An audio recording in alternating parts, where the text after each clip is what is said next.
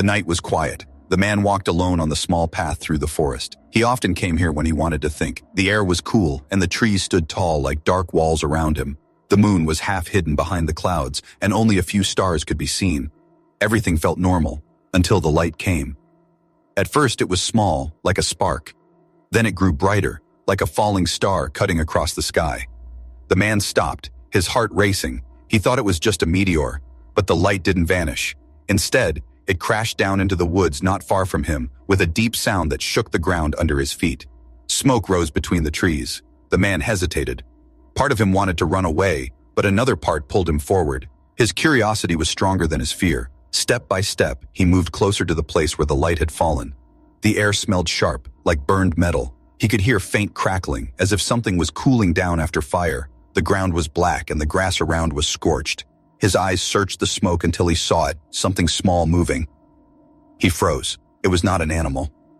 Through the haze, a figure appeared. A little girl. She was sitting on the ground, her hands on her knees shaking. Her hair was messy and her skin looked pale. At first the man thought she was just a lost child, but then he saw her eyes. They glowed faintly, like soft blue lights in the dark. The man's breath caught. This was no ordinary child. The girl looked up at him. Her eyes were wide, filled with fear. She did not speak. She only hugged herself tighter, as if trying to protect her small body. The man stepped closer, slowly, carefully, not wanting to scare her. "Hey," he whispered, his voice gentle. "It's okay. I won't hurt you." The girl tilted her head, confused, as if she didn't understand his words. She blinked, and for a second, the glow in her eyes grew stronger. The man felt a strange sensation in his chest, as if his heartbeat was not his own. He looked around. There was no sign of parents, no sign of anyone else. Just the girl, just the smoke, and the strange crash site. "What are you?" he murmured without meaning to. The girl reached out one small hand. Her fingers trembled, but her eyes locked on his face, searching, pleading. Against all reason, the man took her hand. The moment their skin touched, he felt it. A spark, not like electricity, but something deeper. For a second, he saw a flash in his mind. Stars, endless stars, and something vast moving in the darkness. He gasped and pulled his hand back. The girl winced, as if the connection breaking had hurt her. She made a soft sound, a mix between a sigh and a word. The man's fear grew stronger, but so did his sense of responsibility. He could not just leave her here. Whatever she was alone. She was scared, and something about her told him she needed him. He bent down. "Come with me," he said, trying to use simple words. "Safe, home." The girl looked at him, then at the trees, then back at him. Slowly, she nodded. He helped her stand. She was lighter than he expected, as if her body was not as heavy as a normal child's. She leaned on him, weak but willing. As they walked away from the crash site, the man could not shake the feeling that they were being watched. Several times he turned his head, certain he heard something moving between the trees. Faint clicking sounds, sharp and alien, echoed through the night. But whenever he looked, he saw nothing. Still, his instincts screamed, they were not alone. He walked faster, holding the girl close. When they reached the edge of the forest, he looked back one last time. The smoke was fading. The crash site was almost hidden in the shadows now. But just before he turned, away, he thought he saw two red lights deep among the trees, like eyes staring at him. The girl tightened her grip on his hand. The man swallowed hard and whispered to himself, "What have I done?" He led the strange little girl toward his home, his mind full of fear and questions. He did not know who she was, where she had come from, or why she had chosen him. But one thing was certain, his life would never be the same again. The man's small house stood on the edge of the forest, old but quiet. Its wooden walls creaked with the night wind, and the soft yellow light from the kitchen window spilled into the dark. He guided the strange little girl inside, still not sure if this was the right choice. The girl looked around with wide eyes. Everything seemed new to her, the table, the chairs, the lamp. She walked slowly, touching the edge of the table as if trying to understand its purpose. Her glowing eyes reflected the light, making the room feel both alive and strange. The man closed the door quickly and locked it. His hands shook. He had so many questions, but he knew she could not answer. She sat on the chair, small and quiet, watching him like a silent shadow. He brought her some water in a glass. She sniffed it first, then sipped carefully. Her lips trembled at the cold taste, but then she drank more, almost too fast. The man gave her bread, and she held it as if it were a treasure. She chewed slowly, uncertain but hungry. He noticed something. When she ate, the lights in the kitchen flickered, just for a second, but enough to make him uneasy. The man whispered to himself, "This isn't normal. Not normal at all." The girl tilted her head, trying to copy his words.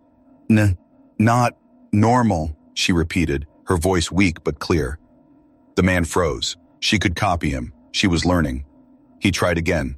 "Safe," he said softly, pointing at himself, then the house. "Safe here." She looked into his eyes, then touched her chest. "Safe," she whispered back. A chill ran down his spine. She was trying to trust him. Later that night, he made a bed for her. On the couch, she lay there, her small body curled under a blanket, but sleep did not come easy for either of them. The man sat in his chair, watching her. He felt like he was protecting something fragile, but also dangerous. When his eyes grew heavy, he finally drifted into sleep. Then the dream came. He was floating in space. Stars burned around him, but they were not calm. They were alive, whispering. He saw giant ships, black and cold, moving like predators through the void.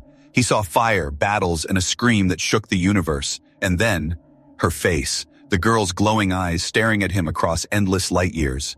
He woke with a gasp. His shirt was wet with sweat. The room was quiet, except not fully. A soft humming sound filled the air. He looked at the couch. The girl was asleep, but her body was glowing faintly. Symbols, strange and unknown, appeared on her skin for a moment, shining like liquid silver. Then they faded. The humming stopped. The lights in the house flickered again, then went dark for 3 seconds before returning. The man's heart pounded. What was she? Why had she come here? He whispered to himself, "I should call someone." But deep down he knew if he called the police or the government or anyone, he might lose her. And something told him she was in danger already. As if to answer his thought, a sound came from outside. The crunch of tires on gravel. The man froze. Through the window he saw a black car rolling slowly down the road. Its windows were tinted, its headlights low. It did not stop, but it passed too slowly, like it was watching his house. His skin went cold. He turned back to the girl. She was awake now, sitting up, her eyes wide with fear. She whispered one word, a word he did not know she could say. "Hunters." The man's blood turned to ice. "What?" he whispered back. She shook her head, hugging herself, whispering again. "Hunters, hunters." He closed the curtains quickly and locked the doors again. His hands were sweating. He felt like a prisoner inside his own home. For the rest of the night, neither of them slept. The girl sat on the couch, staring at the door as if something terrible might walk through it. The man sat near her, holding a flashlight, though he knew it was useless against whatever this was. Every hour he heard something, a faint whirring above like a drone, a clicking noise at the window like metal fingers scratching the glass, a soft knock that stopped the moment he stood to listen. His mind screamed to run, but his body stayed. He could not leave her. The girl reached out again, touching his hand. Her eyes glowed brighter, and for a brief moment, he felt calm, as if she was giving him her courage. But outside, in the dark, the hunters were waiting. The morning sun rose slowly, pushing shadows out of the small house. But inside, the man felt no peace. He had not slept. His eyes were red, and his head heavy with fear. The girl sat at the table, eating bread quietly. Her glowing eyes looked calmer in the daylight, but he could still see the weight of fear inside them. She kept glancing at the window, as if she knew danger waited outside. The man washed his face in the sink, trying to clear his mind, but when he looked out of the window, his heart sank. The black car from last night was back, parked down the road, waiting. His stomach tightened. 2 men stood near the car. They wore black suits, sunglasses, and earpieces. They looked too stiff, too sharp, like shadows dressed as humans. One of them lifted a device, pointing it at the house. It looked like a scanner, humming faintly in the morning air. The man stepped back from the window quickly. He whispered to himself, They know she's here." The girl's small hand touched his arm. "Hunters," she said softly, her voice almost shaking. He looked at her. "They're human," he tried to explain. "Not like you." But she only shook her head. "Huh, hunters," she repeated, pressing her glowing eyes to his face as if to make him understand. The man's phone suddenly buzzed. He picked it up, but the screen glitched. Lines of static ran across it. No signal, no service. Just dead. He turned the phone off, his fear growing heavier. The men outside moved closer. They didn't knock, didn't call out. They just circled the house like wolves testing a fence. The man closed the curtains. His hands shook as he whispered, "We need to hide." He led the girl to the back of the house into the small basement. Dust filled the air, but it was hidden, safe. He placed a blanket on the floor and told her to stay quiet. She nodded, curling into the shadows. Upstairs, footsteps creaked on his porch. Then, knocking. 3 slow knocks. The man's heart pounded in his chest. He stayed still, silent.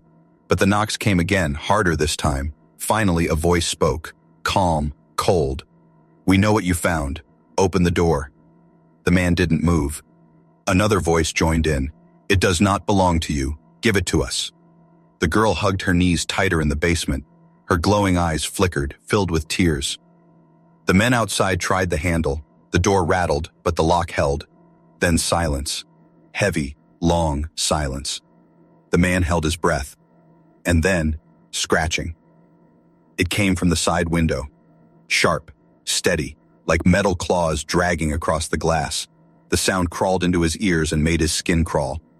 He grabbed a kitchen knife, though he knew it would do nothing. Still, holding it made him feel less helpless. Suddenly, the noise stopped. Silence again. The man slowly peeked through the curtains. The men in suits were gone. The black car was gone. The road was empty. Too empty. It was wrong. Too quiet. He went down to the basement. The girl looked at him, her small face pale. He forced a smile. "It's okay. They're gone, but..." She shook her head. "Not gone," she whispered, waiting. That night, the man tried to stay awake again. The girl fell asleep on the couch, but her body glowed faintly, like a small lantern in the dark. The man sat near the window, watching the road. At midnight, he heard it, the faint buzzing of a drone above the trees. Red lights blinked in the sky. The sound grew louder, then faded away. He leaned back, his eyes heavy. Maybe they were really gone. Maybe he was safe. But just as he started to close his eyes, a shadow moved across the window. He froze. A tall figure stood outside, not human, thin arms, long fingers. Its eyes burned red, glowing in the dark. It pressed its hand against the glass. The man's heart stopped. The girl sat up suddenly, as if she felt it too. Her glowing eyes locked on the window. She whispered one word, almost like a prayer. "Run." The glass cracked under the weight of the red-eyed figure's hand. The man grabbed the girl, pulling her close. He did not know where to go or how to fight. He only knew one thing. Whatever stood outside was not human, and it had found them. The night was long. The man had not slept. He sat with the knife in his hand, his ears tuned to every sound. The girl slept near him on the couch, her glowing eyes finally dimmed with exhaustion, but the man's mind was on fire. He could still see the figure at the window, tall, thin, red eyes. He had not imagined it. Something had been there, watching, but now the window was empty and the only sound outside was the soft wind moving through the trees. He told himself to stay calm, but calm was impossible. When dawn came, the world outside looked normal again. Birds sang, the road was empty, no black cars, no men in suits, no shadow with burning eyes. The man almost believed it had all been a bad dream. Almost. But then the knock came. It was strong. Not like the hunter's slow, cold knock. This one was heavy, demanding. The door shook. The man froze. His knife slipped from his hand. The girl sat up suddenly, her glowing eyes wide, with fear. She whispered one word, "They." The knock came again, harder. The man's hands trembled. He wanted to hide, but something told him hiding was useless. Whoever was out there would not go away. He forced himself to walk to the door. His heart hammered against his ribs. His hand reached for the lock. For a moment he hesitated. Then slowly, he opened the door. And there they stood. 2 women. Not human, not fully. They were tall, taller than him. Their hair was dark and fell like liquid metal across their shoulders. Their eyes glowed the same faint blue as the little girl's, but sharper, stronger. Their skin was pale, almost shining under the morning sun. They wore strange armor that looked alive, like silver scales shifting with every movement. They stared at him, unblinking. Behind him, the little girl gasped. She rushed forward, her small feet padding across the floor. Her glowing eyes filled with tears as she ran to them. The taller woman bent down, opening her arms. The girl threw herself into her embrace, and the woman held her tightly, whispering words in a strange language. The sounds were soft but powerful, like notes of music from a forgotten instrument. The man stood frozen in the doorway. His breath came short. His mind could not understand what he was seeing. The second woman stepped forward, her eyes locked on him, cold, sharp. She spoke, her voice low but commanding. "You, human." The word cut through him like a blade. She had spoken in his language, broken but clear. He swallowed. Who are you? She tilted her head, studying him like a scientist looking at a strange insect. Then she said one word that made his blood run cold. Guardian. The taller woman still held the little girl. Tears streaked down the child's glowing face, but her voice was filled with relief as she spoke their language. The taller woman nodded, and looked up at the man. Her eyes were softer than the second woman's.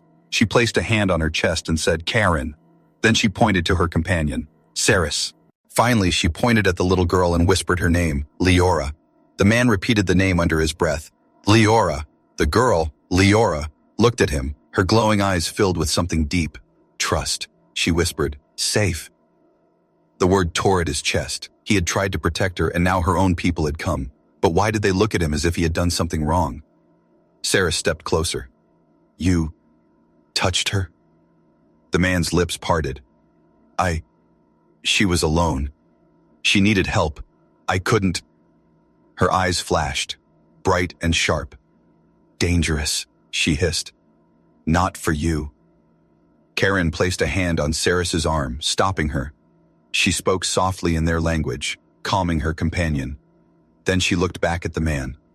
Gratitude, Karen said slowly. But hunters follow. Not safe here. The man's chest tightened. He looked past them into the trees. They've already been here. Last night, I saw something at my window. Both women stiffened. Saris's hand moved to the weapon at her side. It wasn't a gun, but something far more alien, shaped like a blade glowing with faint light. Karen's voice dropped low. They come. As if on cue, a sharp sound filled the air, a distant hum growing louder. The man turned his head and saw it. Another black car rolling slowly down the road. Behind it, another. And above the trees, a drone buzzing. Leora clung to Karen, whispering quickly in her own tongue. Karen stroked her hair, whispering back. Saris turned to the man, her eyes burning with both anger and warning. You, human, must choose. Stay and die, or come. The man's breath caught. His house, his life, everything he knew, behind him, before him, 2 alien women, a frightened child, and danger he could not even understand. He looked at Leora. Her glowing eyes met his. She whispered again, soft but clear. Safe, with you. The man's heart clenched. He had no choice. He nodded. I'm coming. Saris's lips tightened, but Karen gave a small nod. She placed her hand on his shoulder. Strange, heavy, but not unkind. Outside, the black cars stopped. Doors opened. Men in suits stepped out, their movements sharp, their faces hidden by sunglasses. The hunters had come, and the battle for the little alien girl had just begun. The man's small house shook as the sound of car doors slammed shut. The hunters were outside. Their dark suits moved in the sunlight like shadows made of flesh. Strange weapons hung at their sides, sharp and dangerous. Inside, the man stood frozen. His chest rose and fell quickly. He could hear his own heartbeat. The little girl, Leora, clung to Karen, her glowing eyes full of fear. Saris stood near the door, her weapon humming faintly, ready to strike. The man whispered, What do they want with her? Saris turned to him. Her eyes glowed like ice. Not want. Take. Use. Use.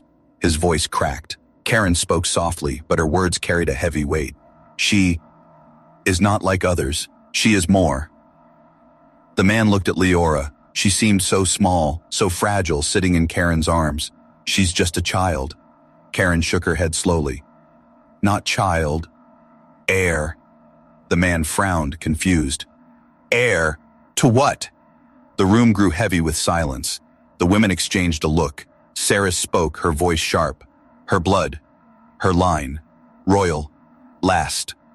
The man's stomach twisted. Royal. Last. The words did not feel real. He stared at Leora, who hugged herself tighter as if she understood too well. Karen placed a hand on the girl's head, whispering something in their language. Then she looked at the man again. Her people. Lost. War. Hunters came. Took worlds. Took lives. She escaped. The man's mind raced. War. Worlds. This small girl carried something greater than he could imagine. He swallowed hard. Why here? Why Earth? Kari. His voice softened. Accident. Fall from sky. Found you. The man's chest tightened.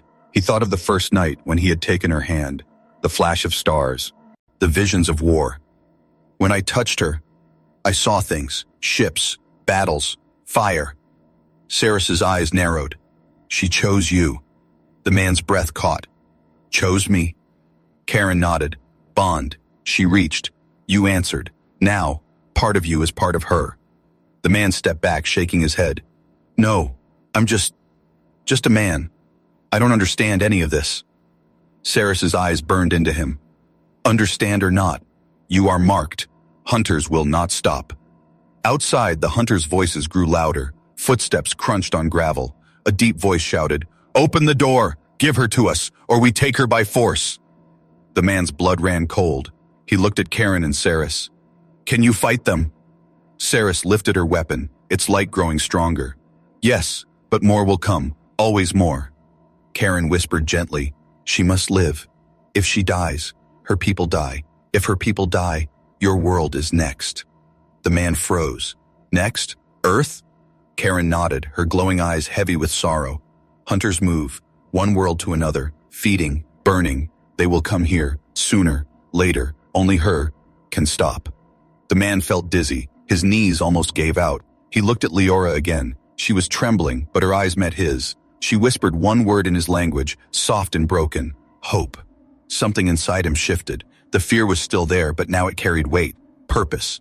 He realized this was no longer about chance. She had fallen into his life for a reason.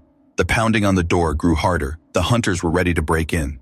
Karen placed Leora gently into his arms. The girl's small hands gripped his shirt, and her glowing eyes stared into his. Karen's voice was steady. Protect her, no matter what. She chose you. That choice cannot break. The man held her tightly, his heart thundering. But I don't know how. Saris cut him off, her voice like steel. You will learn, or you will die. And if you die, she dies. The man swallowed hard, his fear mixing with determination. He nodded once. The front door cracked under the weight of a heavy strike. Splinters flew into the room. Karen and Saris moved into position, their armor glowing faintly as strange symbols lit across their arms. Their weapons hummed with alien power. Karen looked back at the man one last time. Stay behind us. Do not run. Do not give her up. The man tightened his hold on Leora. The little girl pressed her head against his chest, whispering softly, Safe. With you. The door burst open. The hunters stormed inside, and the fight for the truth had begun.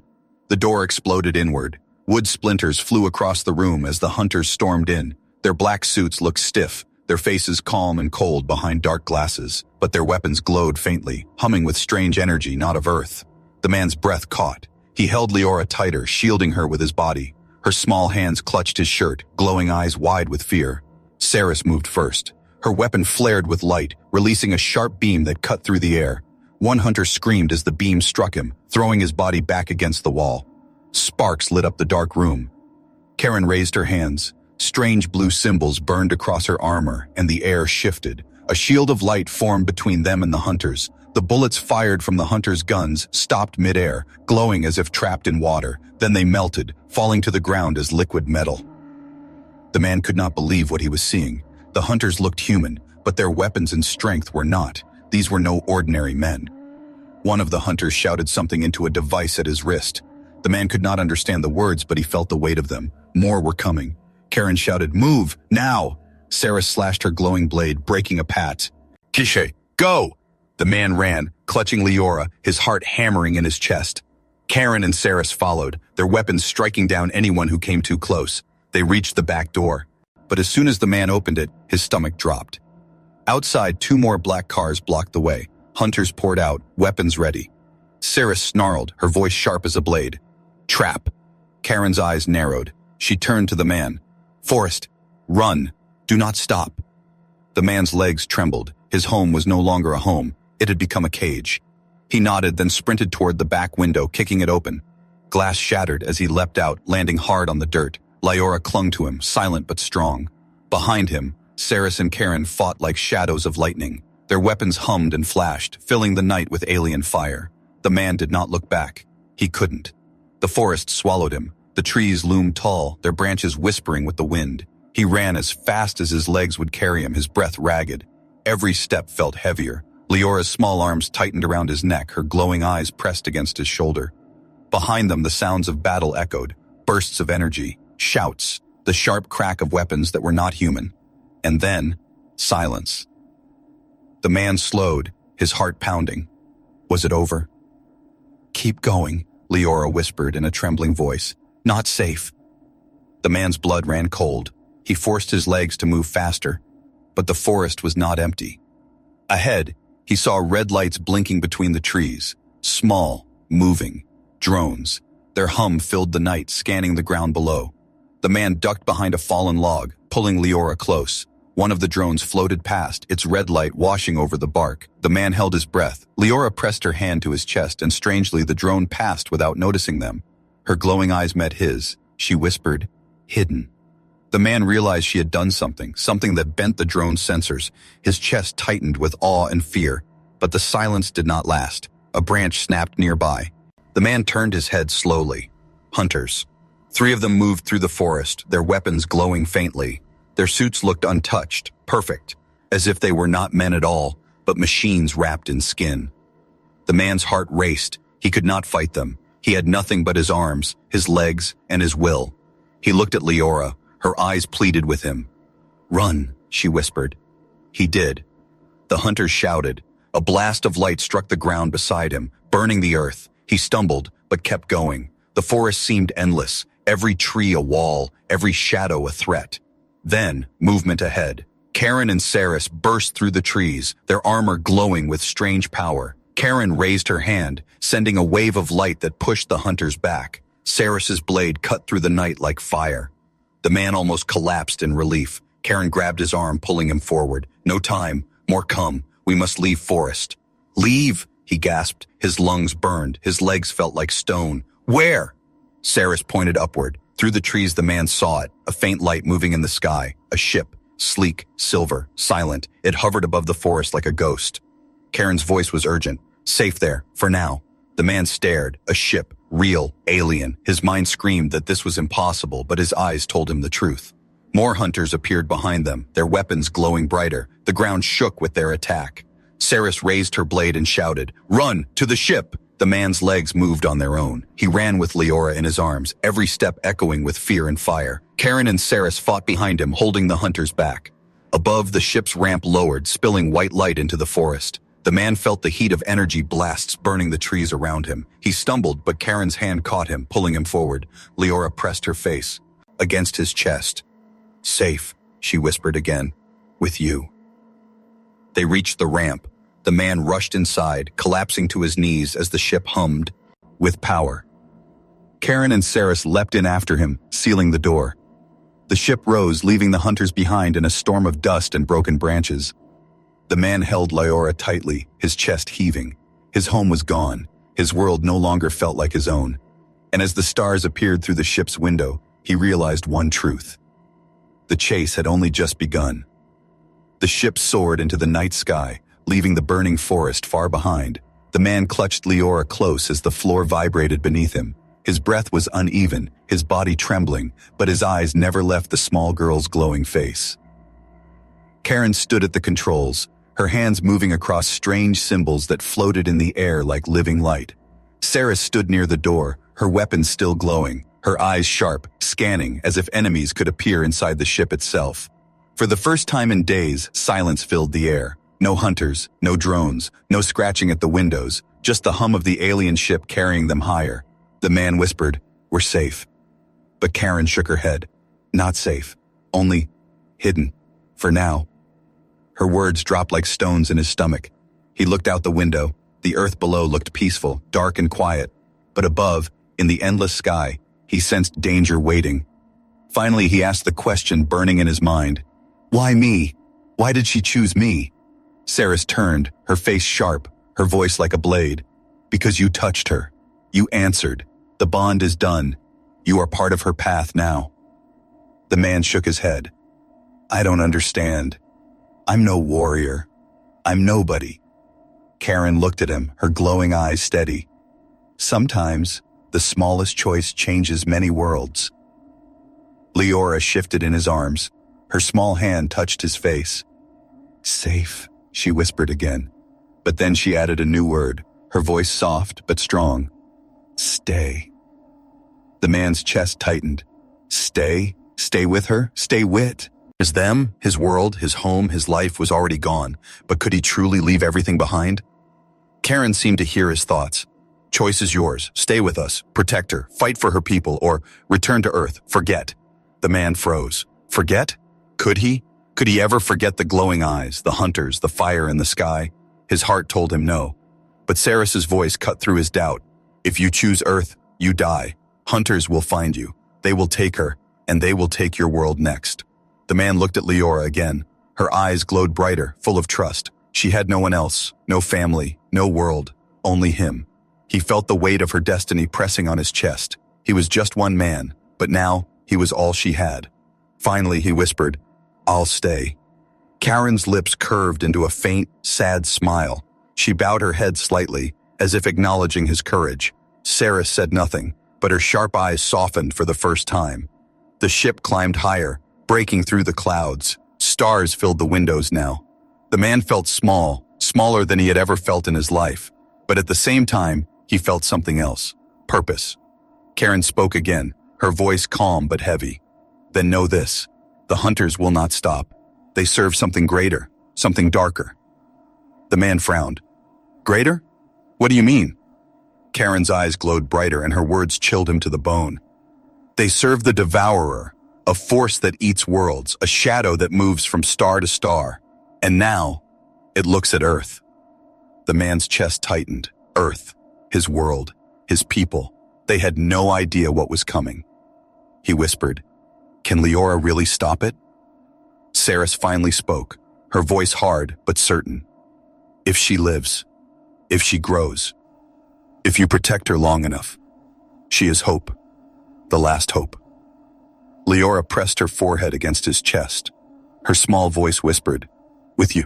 The man closed his eyes. Fear washed over him, but so did determination. He had not chosen this path, but now it was his. He opened his eyes and looked at the stars. The ship moved forward, deeper into space. Karen and Saris spoke quietly in their language, preparing for what lay ahead. The man stayed silent, holding Leora close. But then, the silence broke. The ship shook violently. Warning lights flashed. A deep sound roared outside like thunder, but sharper, heavier. The man stumbled, clutching Leora tightly. What's happening? Karen's face went pale. They found us. Through the window, the man saw it. A massive shadow blocking the stars. Bigger than any ship he could imagine.